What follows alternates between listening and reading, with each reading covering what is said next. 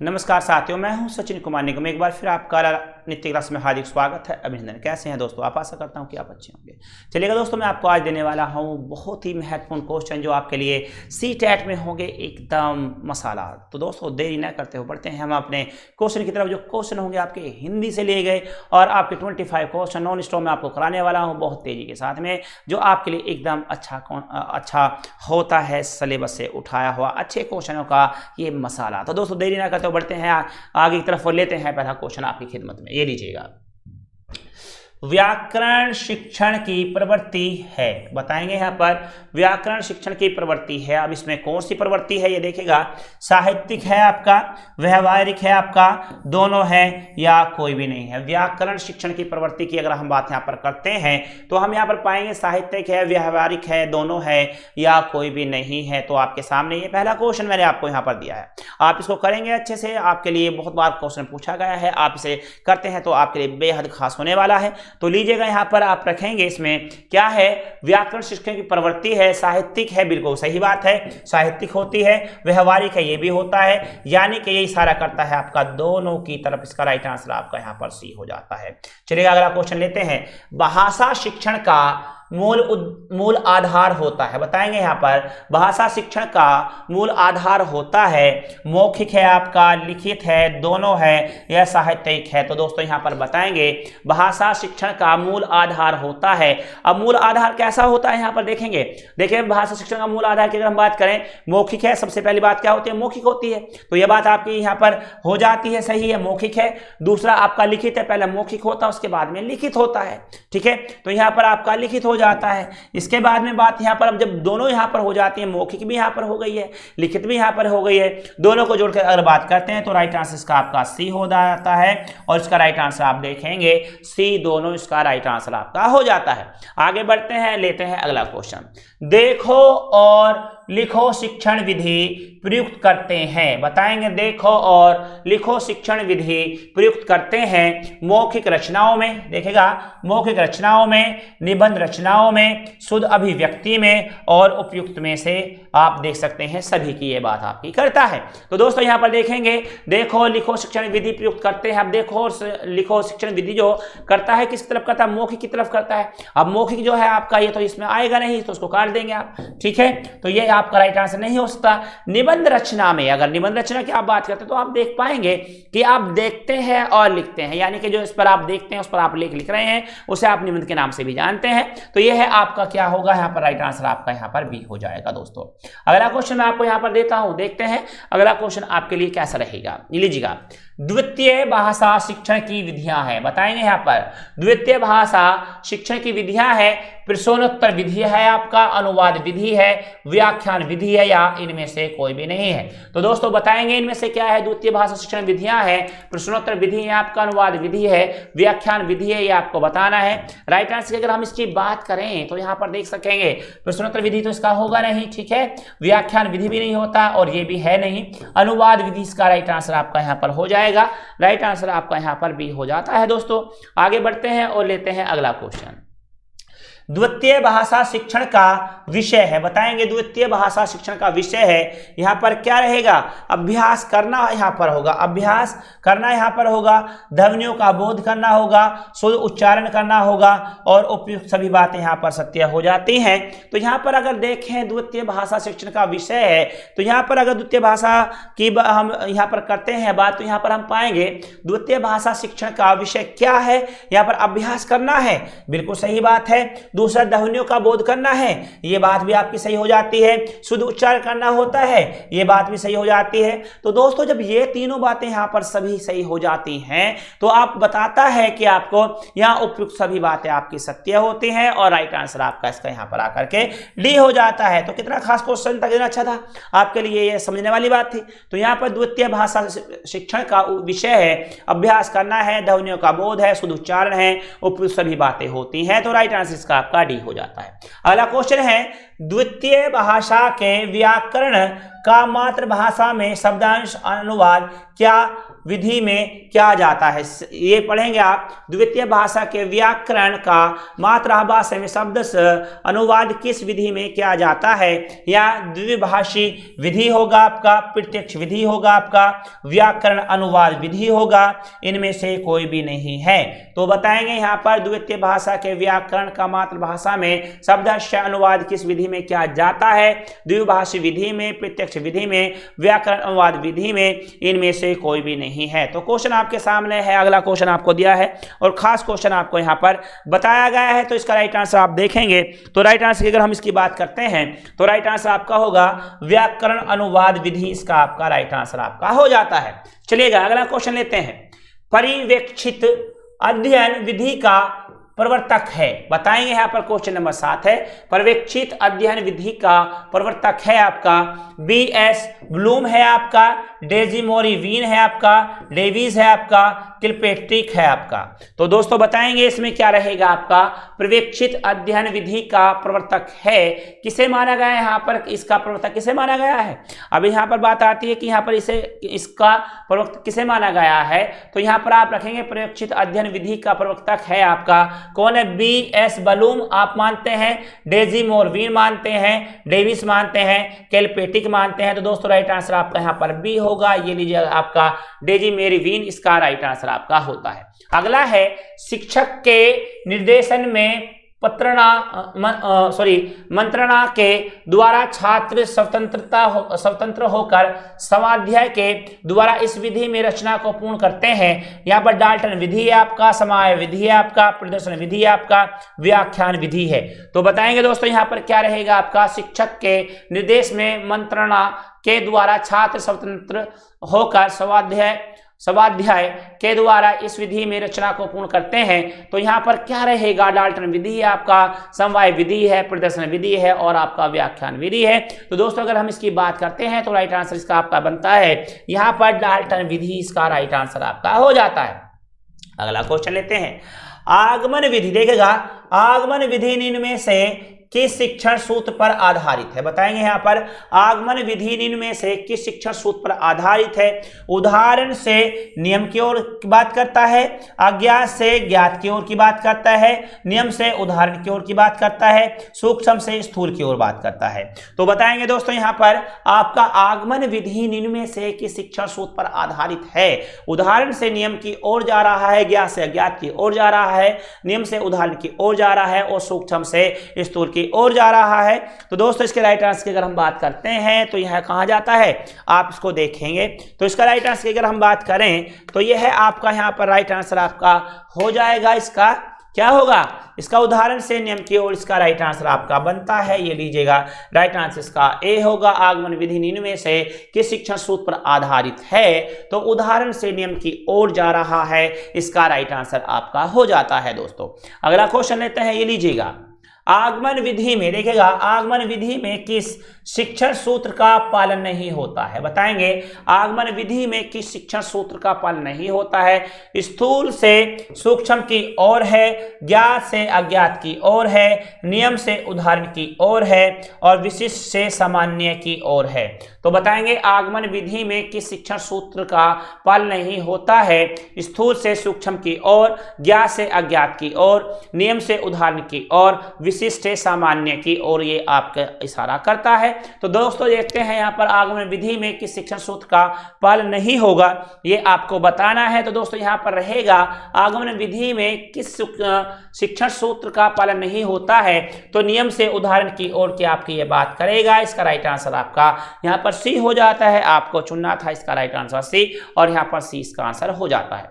अगला क्वेश्चन होगा शिक्षक पहले उच्चारण करता है, देखिएगा शिक्षक पहले उच्चारण करता है तथा छात्र बाद में उन्हीं शब्दों का उच्चारण करते हैं, कौन सी विधि है, बताएंगे यहाँ पर कौन सी विधि आपकी आती है। शिक्षक पहले उच्चारण करता है तथा छात्र बाद में उन्हीं शब्दों का उच्चारण करते हैं, तो कौन सी विधि यहाँ पर आपकी इशारा करती है। तो नंबर 1 यहाँ पर रहेगा अनुकरण विधि है आपका, यहाँ पर व्याख्या विधि है आपका, ध्वन्यात्मक विधि है आपका और इनमें से कोई भी नहीं है। तो दोस्तों यहाँ पर क्या कर रहा है, शिक्षक पहले बोल रहा है, उसके बाद में उसके छात्र उसके बाद में बोल रहे हैं, यानी कि वो क्या कर रहे हैं, उसके पीछे पीछे चल लाए हैं, यानी कि उसका अनुकरण कर रहे हैं। तो यहाँ पर आपका अनुकरण उदाहरण में है, तो शिक्षक पहले उच्चारण करता है तथा छात्र उसमें बाद में उन्हीं शब्दों का उच्चारण करते हैं। विधि है, यहाँ पर इसका अनुकरण विधि है, व्याख्या विधि है, ध्वन्यात्मक विधि है, इनमें से कोई भी नहीं है। तो राइट आंसर इसका होगा आपका अनुकरण विधि है, वह अनुकरण कर रहे हैं।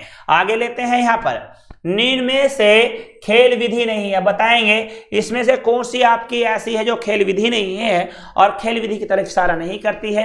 तो यहाँ पर क्या है, किंडरगार्टन विधि आपका खेल विधि है, डाल्टन खेल विधि है आपका, मोंटेसरी खेल विधि आपका, और व्याख्या आपका व्याख्या विधि है आपका।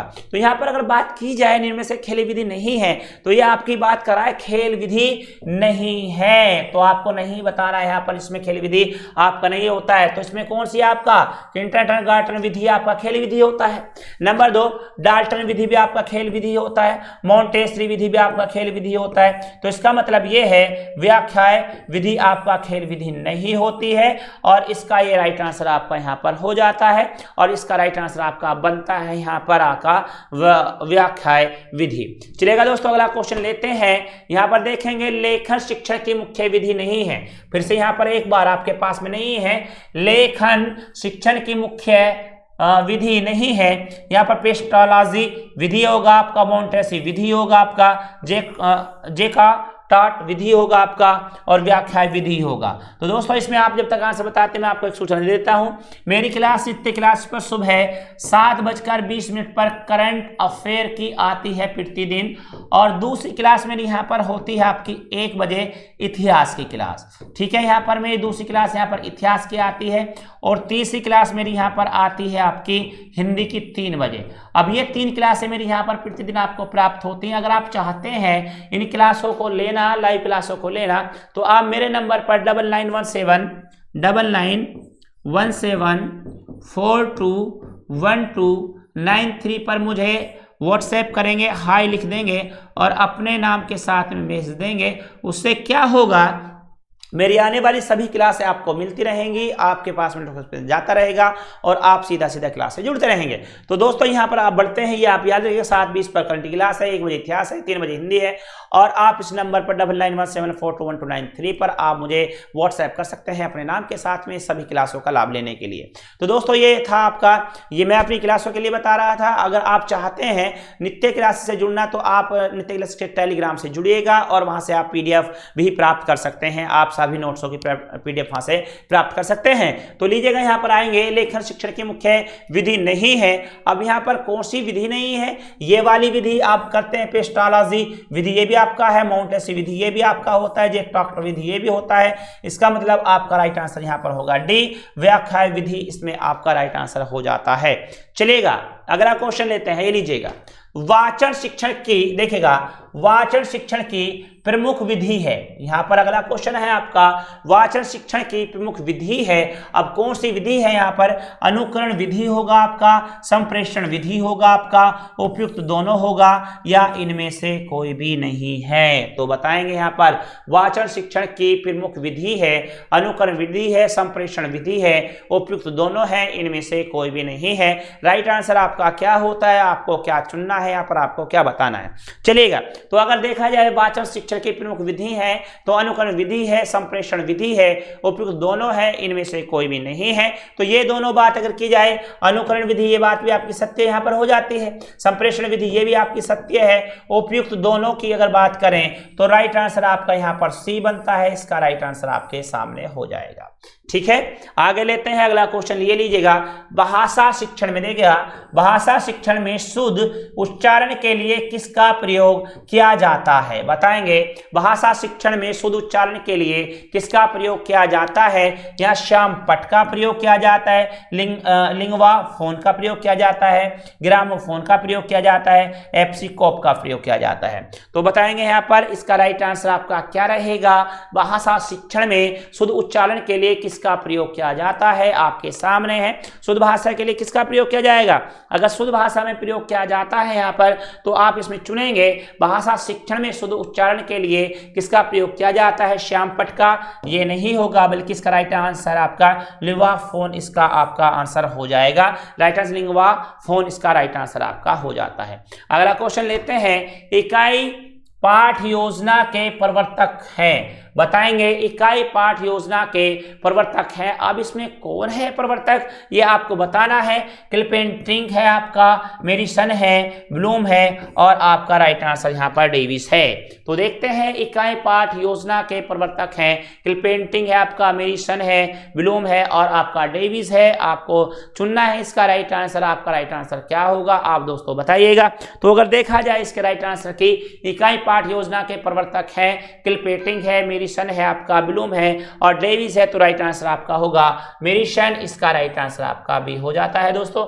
आगे बढ़िएगा। हर्बर्ट की पंचपदी पाठ योजना उपगम में कितने सोपान या पद हैं? देखिएगा ये क्वेश्चन ऐसा है, अगर इसमें पंचपदी को आप क्लियर कर लें तो इसमें आपका आंसर यूं ही आसानी से मिल जाएगा। ठीक है, ये कह रहा है हर्बर्ट की पंचपदी पाठ योजना उपगम में कितने सोपान या पद हैं? तो 5 है, 6 है, 7 है और आपका 8 है। तो देखिएगा इतना इजी सा है। आप इसमें पंचपदी, अब पंच का मतलब 5 से, पदी मतलब पद से, तो यहाँ पर पंचपदी आप निकाल सकते हैं। और अगर यहाँ पर 5 पदी आप ये क्लियर कर चुके हैं तो इसका राइट आंसर आप क्या रखेंगे? तो यहाँ पर इसका राइट आंसर आपका ए हो जाएगा। इसमें अगर समास भी देखा जाए तो कौन सा समास है यहाँ पर पंचपदी में? इसका आपका द्विगु समास यहाँ पर आपका होता है। तो राइट आंसर आपका हर्बर्ट की पंचपदी पाठ योजना उपगम में कितने सोपान या पद होते हैं? वे आपके होते हैं 5। अगला क्वेश्चन आप लेंगे, भाषा शिक्षण में मूल्यांकन उपागम का प्रवर्तक है। तो भाषा शिक्षण में मूल्यांकन उपागम का प्रवर्तक है, यहाँ पर कौन है? मेडिसन है आपका, किलपेंट्रिंग है आपका, बीएस ब्लूम है आपका, किलपेंट्रिंग है आपका। तो बताएंगे यहाँ पर क्या रहेगा। भाषा शिक्षण में मूल्यांकन उपागम का प्रवर्तक है, मेडिसन है, किलपेंट्रिंग है, बीएस ब्लूम है और किलपेंट्रिंग है। राइट आंसर आपका क्या रहेगा? तो दोस्तों यहाँ पर बताएंगे इसका राइट आंसर आपका क्या होता है, आपको यहाँ पर बताना है। ठीक है, लेते हैं अगला क्वेश्चन।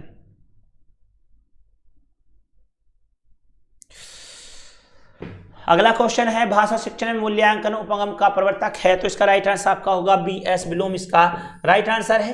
क्वेश्चन आपका होगा 19 वस्तुनिष्ठ परीक्षा की विशेषता नहीं है। बताएंगे वस्तुनिष्ठ परीक्षा की विशेषता नहीं है। यहाँ पर विश्वसनीयता है, वैधता है, एक ही उत्तर होता है, कई उत्तर होते हैं। तो बताएंगे वस्तुनिष्ठ परीक्षा की विशेषता नहीं है, विश्वसनीयता है, वैधता है, एक ही उत्तर होता है, कोई उत्तर होते हैं, कोई नहीं, कई है, सॉरी यहाँ पर कई लिखा है, यहाँ पर गलती से पढ़ रहा हूं मैं से, कई उत्तर होते हैं। तो इसकी राइट आंसर की अगर बात करें तो यहाँ पर इसका राइट आंसर आपका होगा कई उत्तर होते हैं। इसका राइट आंसर आपके सामने है। जी हाँ दोस्तों, चलिएगा अगला क्वेश्चन आपके सामने है। निम्न में से देखिएगा, निम्न में से व्याकरण शिक्षण की विधि नहीं है। बताएंगे यहाँ पर व्याकरण शिक्षण की विधि नहीं है। आपको बताना है सूत्र विधि है आपका, आगमन विधि, आगमन निगमन विधि है आपका, समवाय विधि है आपका, व्यास विधि है आपका। तो निम्न में से व्याकरण शिक्षण की विधि नहीं है, सूत्र विधि है, आगमन निगमन विधि है, समवाय विधि है, व्यास विधि है। तो अगर बात करते हैं इसमें कि निम्न में से व्याकरण शिक्षण की विधि नहीं है, तो यहाँ पर क्या रखेंगे? व्यास विधि इसका आपका राइट आंसर हो जाएगा। ये लीजिएगा, इसका राइट आंसर आपका डी है, आपका हो चुका है यहाँ पर राइट आंसर डी। अगला क्वेश्चन होता है रचना, देखिएगा रचना, कहानी, पद आदि की शिक्षा देने के साथ साथ ही प्रसंग व अवसरानुकूल व्याकरण की शिक्षा दी जाती है, यह विधि कहलाती है आपकी। रचना, कहानी, पद आदि की शिक्षा देने के साथ साथ ही प्रसंग व अवसरानुकूल व्याकरण की शिक्षा दी जाती है, यह विधि है। समवाय विधि होगा आपका, भाषा सहसंगर विधि होगा आपका, आगमन विधि होगा आपका, इनमें से कोई भी नहीं है। तो लीजिएगा यहाँ पर आप रखेंगे, क्वेश्चन नंबर 21 होगा आपका यहाँ पर, रचना, कहानी, पद आदि की शिक्षा देने के साथ साथ ही प्रसंग व अवसरानुकूल व्याकरण की शिक्षा दी जाती है, यह विधि क्या कहलाती है? समवाय विधि है, भाषा सहसंगर विधि है, आगमन विधि है, इनमें से कोई भी नहीं है। तो यहाँ पर रहेगा समवाय विधि, इसका आपका राइट आंसर होता है। अगला क्वेश्चन है, पाठ्य योजना निर्माण का सर्वाधिक लाभ मिलता है? बताएंगे पाठ्य योजना निर्माण का सर्वाधिक लाभ मिलता है, कहां पर मिलता है? विद्यार्थियों को मिलता है, शिक्षकों को मिलता है, प्रधान अध्यापक को मिलता है और किसी को नहीं मिलता है। तो बताएंगे यहाँ पर पाठ्य योजना निर्माण का सर्वाधिक लाभ मिलता है विद्यार्थियों को, शिक्षकों को, प्रधान अध्यापक को, किसी को नहीं है। तो यहाँ पर आप इसका राइट आंसर क्या चुनते हैं? देखते हैं यहाँ पर पाठ्य योजना निर्माण का सर्वाधिक लाभ मिलता है विद्यार्थियों को मिलता है पाठ्य योजना बनाने से, है ना, शिक्षकों को मिलता है, प्रधानाध्यापक को मिलता है, किसी को नहीं मिलता। तो यहाँ पर जो इसका लाभ मिलता है सबसे अधिक वो मिलता है शिक्षकों को। ठीक है, पाठ्य योजना बनाएंगे तो शिक्षकों को इसका काफी लाभ मिलता है। आगे है शिक्षण कौशल के विकास के लिए व्यवस्था की जाती है। बताएंगे शिक्षण कौशल के विकास के लिए व्यवस्था की जाती है। सूक्ष्म शिक्षण की व्यवस्था की जाती है, इकाई योजना की जाती है, दल शिक्षण की जाती है, अभिक्रमित अनुदेशन की जाती है। तो बताएंगे यहाँ शिक्षण कौशल के विकास के लिए व्यवस्था की जाती है सूक्ष्म शिक्षण की, इकाई योजना की, दल शिक्षण की, अभिक्रमित अनुदेशन की जाती है। तो बताएंगे यहाँ पर आपका आंसर क्या रहता है? तो यहाँ हमारा जो आंसर आता है शिक्षण कौशल के विकास के लिए व्यवस्था की जाती है तो सूक्ष्म शिक्षण, यहाँ पर इसका राइट आंसर आपका ए होगा। आगे बढ़ेंगे, वाचिक और अभिनय में क्या जाता है? वाचिक अभिनय में क्या जाता है? विविध बालकों द्वारा पात्रों के रूप में संवाद बोलना होता है, शिक्षक द्वारा अभिनय होता है, नाटक करना होता है, कोई नहीं है, ये भी आपका आंसर होता है। तो बताएंगे वाचिक अभिनय में क्या जाता है? विविध बालकों द्वारा पात्रों के रूप में संवाद बोलना है, शिक्षक द्वारा अभिनय करना है, नाटक करना है और यहाँ पर कोई नहीं है। तो क्वेश्चन आपके सामने रहेगा। जी हाँ दोस्तों, तो वाचिक अभिनय में क्या जाता है? विविध बालकों द्वारा पात्रों के रूप में संवाद बोलना। इसका राइट आंसर आपका ए होगा, आपके सामने है। अगला क्वेश्चन लेते हैं यहाँ पर, एक समान शब्दों, देखेगा एक समान शब्दों का उच्चारण सिखाने वाली विधि है। तो बताएंगे एक समान शब्दों का उच्चारण सिखाने वाली विधि है व्याकरण अनुवाद विधि है आपका, ध्वनि साम्य विधि है आपका, उच्चारण विधि है आपका, अनुकरण विधि है आपका। तो बताएंगे एक समान शब्दों का उच्चारण सिखाने वाली विधि है। तो यहाँ पर आपकी अगर विधि की बात करें तो यहाँ पर रहेगा ध्वनि साम्य विधि, इसका राइट आंसर होगा।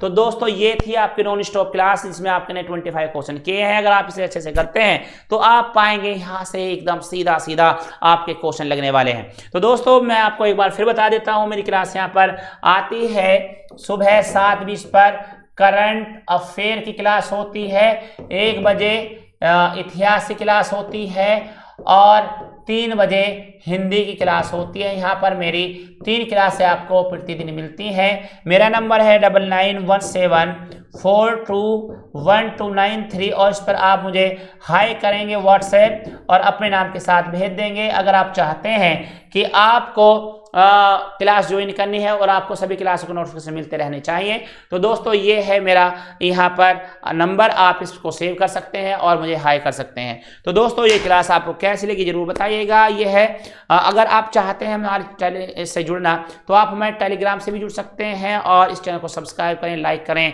कमेंट करें और आप ना भूलें आप नित्य क्लासेस में हैं। तो दोस्तों आप नित्य क्लास से पूरा फायदा लीजिएगा, हम आपके उज्ज्वल भविष्य की कामना करते हैं। चलिए दोस्तों मैं इसी के साथ लेता हूं आपसे विदा और मिलता हूं आपसे अगली वीडियो में। तब तक के लिए good day, good luck, goodbye, जय हिंद।